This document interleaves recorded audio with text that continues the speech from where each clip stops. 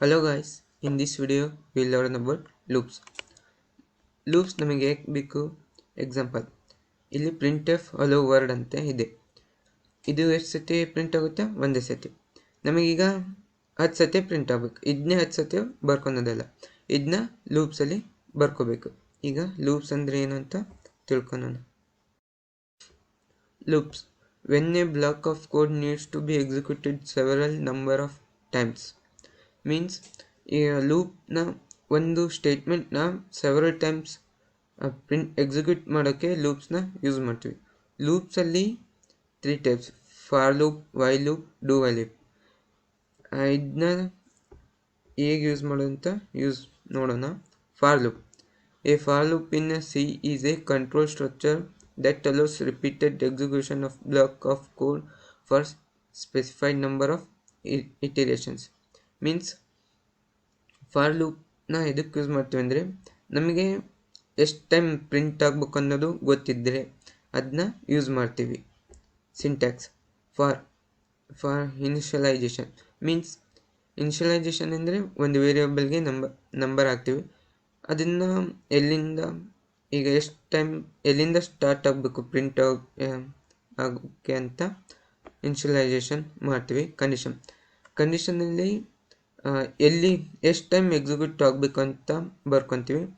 Means condition true ಆಯಿತು ಅಂದರೆ ಮಾತ್ರ ಎಕ್ಸಿಕ್ಯೂಟ್ ಆಗುತ್ತೆ, ಕಂಡೀಷನ್ ಫಾಲ್ಸ್ ಆಯ್ತಂದರೆ ಎಕ್ಸಿಟ್ ಆಗುತ್ತೆ. ಅದನ್ನ ಇಂಕ್ರಿಮೆಂಟ್ ಮಾಡ್ತೀವಿ.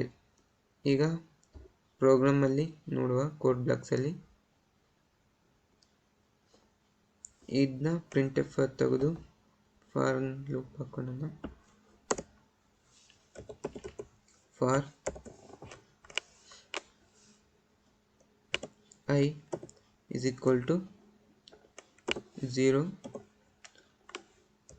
I less than 5, I increment ಮಾಡೋಣ.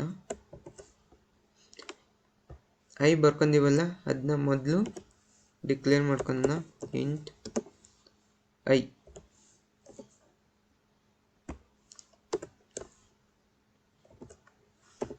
printf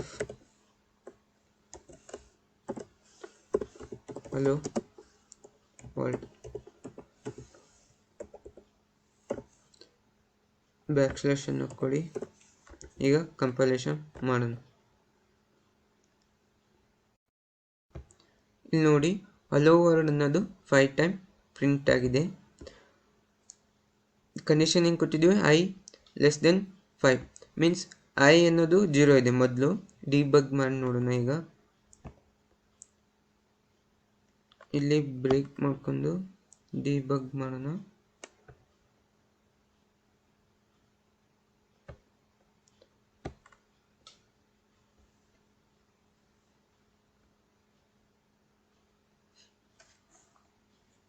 ಐಯಲ್ಲಿ ಫಸ್ಟ್ 0 ಇದೆ. ಈಗ ಐಯಲ್ಲಿ ಏನಿದೆ ಅಂತ ನೋಡೋಣ. ವಾಚ್ ಐ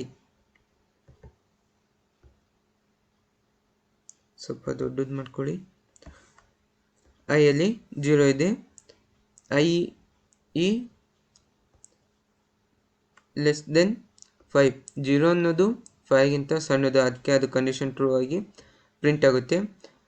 ಇದಾದಮೇಲೆ ಐ ಅನ್ನೋದು ಇಂಕ್ರಿಮೆಂಟ್ ಆಗಿ ಐ ಅನ್ನೋದು ಈಗ 0 ಇದ್ದಿದ್ದು 1 ಆಗುತ್ತೆ.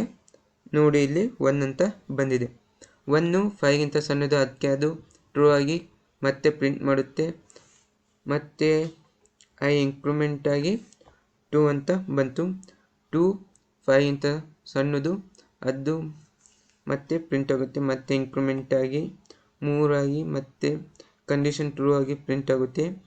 ಹಾಗೆ 4 ಆಗುತ್ತೆ. ಈಗ ನೋಡಿ ಐ ಅನ್ನೋದು 5 ಆಯಿತು. ಐ ಲೆಸ್ ದೆನ್ 5 ಫಾಲ್ಸ್ ಆಯಿತು. ಅದಕ್ಕೆ ಇದು ಪ್ರಿಂಟ್ ಆಗಿಲ್ಲ, ಡೈರೆಕ್ಟಾಗಿ ರಿಟರ್ನ್ 0 ಅಂತ ಬಂತು. ಥ್ಯಾಂಕ್ಸ್.